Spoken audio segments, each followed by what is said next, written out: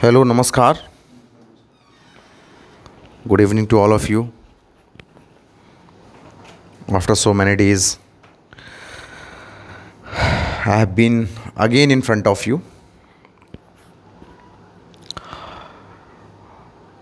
In the last lecture, we have discussed about the agriculture chapter, okay, which belongs to your geography section, okay. And since we have covered some chapters of economics along with geography and political science also, now it is the time to turn up for some chapters regarding history also, okay. So today, since your examinations are coming closer and there is a need of some important and basic questions that you can not solve, and okay, sorry for the interruptions. तो कुछ ऐसे chapters हैं जिनके बारे में मैं discuss करना चाहूँगा, खासकर हिस्ट्री के पोर्शंस को लेकर के। और बहुत सारे चैप्टर्स हैं, ठीक है, बहुत इंपॉर्टेंट चैप्टर्स हैं। कुछ लड़कों के लिए जो चैप्टर्स जो डिफ़िकल्ट होते हैं उनके रिगार्डिंग में चर्चा करना चाहूँगा। पहला जो चैप्टर है, the first chapter is of yours is nationalism in Europe, the second one is your nationalism in India. तो it is my duty to make somewhat easy and to present in front of you in a most easiest way regarding these chapters, nationalism in India and nationalism in Europe. इन दोनों chapter को मैं चाहूँगा कि मैं आपके सामने रखूँ। और एक जो चैप्टर जो विजिबली देखने को मिलता है दैट इज़ प्रिंट कल्चर, ठीक है, रोल ऑफ प्रिंट कल्चर। तो वो भी मैं थोड़ा सा आपके सामने लेके आऊँगा, है ना। तो आज जो हमें डिस्कस करना है, थोड़ा सा आसान तरीके से आपको स्टार्ट करते हैं। इंडियन के रिगार्डिंग जब हम बात करेंगे तो थोड़ा आप उसको अटैच्ड भी हो पाएंगे और अपने आप को थोड़ा सा कनेक्ट भी कर पाएंगे, ठीक है। तो today we will discuss about nationalism in India, nationalism in India, ठीक है, नेशनलिज्म इन इंडिया। एक एक शब्दों को ध्यान दीजिएगा, try to go word by word, each and every word, okay, so that the concept you will get, okay. या nationalism in India, वैसे हिंदी में इसको कहेंगे तो भारत में राष्ट्रवाद होगा, ठीक है, भारत में राष्ट्रवाद। और मैं आपको ये बताना चाहूँगा, I want to make you very clear that nationalism in India is somewhat completely different from the nationalism in Europe। बात वही है कि जो आपने यूरोप में नेशनलिज्म पढ़ा होगा, राष्ट्रवाद यूरोप में, वो अलग है, और जो भारत में राष्ट्रवाद है वो अलग है। उनके पीछे जो रीजंस हैं, the reason behind the nationalism in India and the nationalism in Europe are basically completely different, drastically different, okay. सबसे पहले पढ़ लेते हैं, the first thing that we need to know that what is nationalism, what is nationalism, okay. Hindi में इसको कहते हैं राष्ट्रवाद। जब भी किसी भी वर्ड में वाद जुड़ जाता है या इज्म हो जाता है तो वो एक कॉन्सेप्ट में परिवर्तित हो जाता है, वो एक आइडिया हो जाता है, वो एक आप कह सकते हैं थॉट प्रोसेस हो जाती है, okay. Now what is nationalism? तो नेशनलिज्म आप ये कहेंगे it's a strong feeling, strong feeling. अब स्ट्रॉन्ग फीलिंग की जब आप बात करते हैं ना, तो स्ट्रॉन्ग फीलिंग एंगर की होती है, स्ट्रॉन्ग फीलिंग रिग्रेट की होती है, स्ट्रॉन्ग फीलिंग सरप्राइज भी होती है, स्ट्रॉन्ग फीलिंग आप जो समझ रहे हैं उसकी भी होती है। ये स्ट्रॉन्ग फीलिंग है, it's a strong feeling of loyalty and devotion. It's a strong feeling of loyalty and devotion toward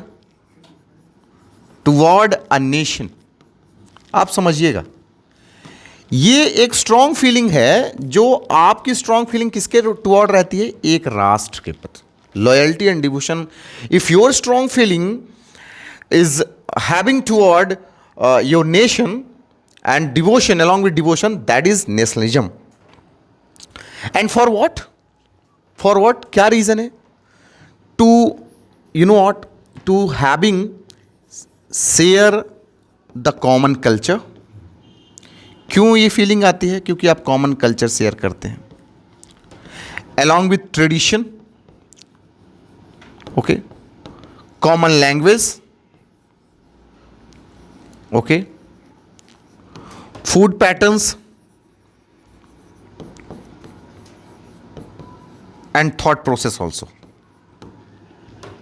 तो कुल मिला के ये कहें कि राष्ट्रवाद जो नेशनलिज्म है, ये कुछ ऐसा ही है कि जब आपकी फीलिंग कॉमन हो जाए, म्यूचुअल हो जाए, स्ट्रांग हो जाए और अपने देश के प्रति आप लॉयल हो जाएं या डिवोटेड हो जाएं, तो उसे हम कहेंगे नेशनलिज्म. तो फिर बात ये आती है कि how India's nationalism is completely different from the Europe nationalism. ठीक है, समझने का प्रयास करिएगा. यूरोपियन नेशनलिज्म,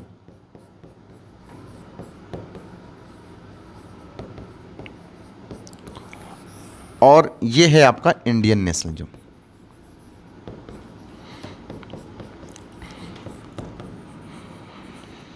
अच्छा, जब थोड़ा बहुत आपने कॉन्सेप्ट अगर पढ़ा हो तो let me tell you, European nationalism की जब आप बात करते हैं तो आपने इस चैप्टर में पढ़ा है unification of Germany, unification of Italy, the making of UK, okay, बहुत सारे जर्मनी, बहुत सारे स्टेट्स के बारे में आपने पढ़ा है.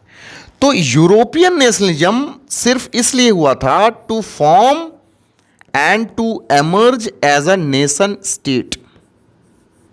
सिर्फ और सिर्फ एक राष्ट्र या एक देश बनाने के लिए जो राष्ट्रवाद लोगों के दिल में जो एक भावना उत्पन्न हुई, उसे हम कहेंगे यूरोपियन नेशनलिज्म.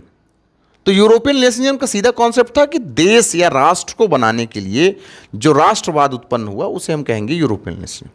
लेकिन जब इंडियन कॉन्टेक्स्ट में आप देखेंगे तो यूरोपियन नेशनलिज्म जो एक कॉमन फीलिंग आई, स्ट्रांग फीलिंग आई, सिर्फ और सिर्फ टू रेसिस्ट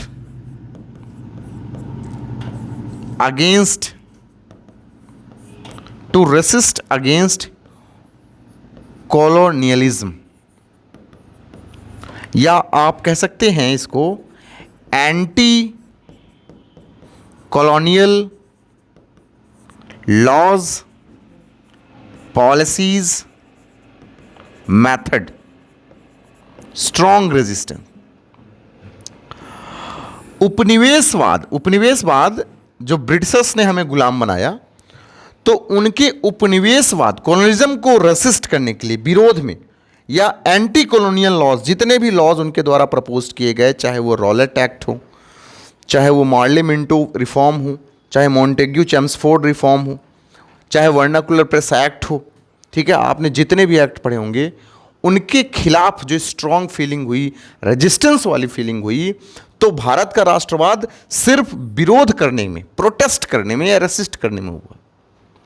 अच्छा, यहां पर यह कॉन्सेप्ट नहीं था इनिशियली कि हमें देश बनाना है, राष्ट्र बनाना है, पर आप यहां देखेंगे कि यहां सिर्फ पहले ही बात थी कि हमें नेशन स्टेट स्टैंड करना है. इंडिया में बाद में लेटर ऑन रियलाइज हुआ when Mahatma Gandhi arrived in Indian scene after 1915, जब महात्मा गांधी साउथ अफ्रीका से आते हैं, तो and the major role of INC, we can never forget the role of INC के लीडर्स एंड महात्मा गांधी जब आते हैं रोल में, तब आपको एक नज़र आता है कि एक देश की बात होने लगती है.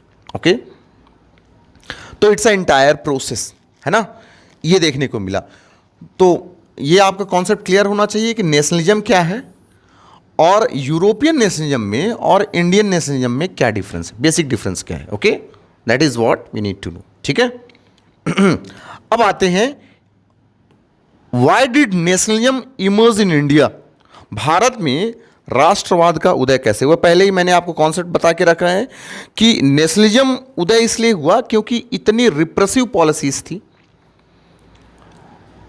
इतने जो कॉलोनियल रूल्स थे, तो तो इतने सप्रेश बना के रखे थे, हमें सब्जुगेट बना करके रखे थे कि हमारे अंदर एक अलग तरीके से एक प्रोटेस्ट करने की फीलिंग आने लगी, अपरोर करने की फीलिंग आने लगी। आप ये जानते हैं, आप हिंदी में सुना होगा कि आपने किसी को भी इतना ना सताया जाए कि किसी को भी इतना ना डराया जाए कि साला डर ही खत्म हो जाए।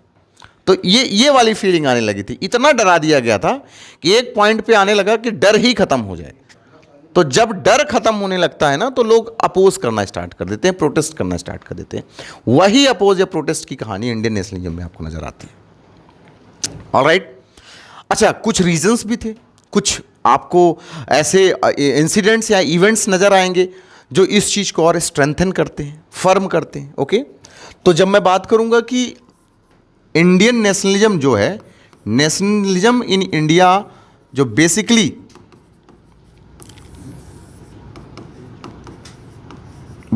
इंडियन नेशनलिज्म में जो इमर्ज होता है, इसकी बुनियाद या नींव आप कहेंगे तो इन 18th सेंचुरी में आप देखेंगे एंड अर्ली 1900 सेंचुरीज में आपको इसको देखने को मिलते हैं। ओके, जो सबसे बड़ा रोल प्ले करता है ना, ये है आपका world war first. World war first में कुछ ऐसी चीज़ें होती हैं, because that time we were subjugated by the UK और you can say Britain also, and Britain was heavily participated in that world war. Participate किया था, तो पार्टिसिपेट करने के लिए बहुत सारे उसको आर्म्स वगैरह चाहिए थे। अब आर्म्स के प्रोडक्शंस के लिए उन्होंने क्या किया कि लोगों के ऊपर टैक्स इंपोज किया, a lot of tax imposed on Indian people. तो टैक्स तो इंपोज किया ही गया। दूसरा, आप देखते हैं कि 1918 में या 1919 में भारत में फेमाइंस आते हैं, अकाल पड़ जाता है, और that famines lead to poverty, और इतना गरीबी आ जाती है कि इंडिया में डेथ टोल बढ़ने लगते हैं, डेथ टोल्स बर राइजेस, इतने लोग मरने लगते हैं। तो फर्स्ट वर्ल्ड वॉर, एक तो टैक्स इंपोज्ड हुआ आर्म्स बनाने के लिए, और अपनी चीज़ों को पहुंच करने के लिए इंडिया में इतने टैक्स इंपोज किए गए, और उसी के साथ साथ उस चीज़ को और मतलब you can say to worsen the situations, famines comes, it raises the poverty and it pave the path to the death tolls also. Okay, तो these are the things which have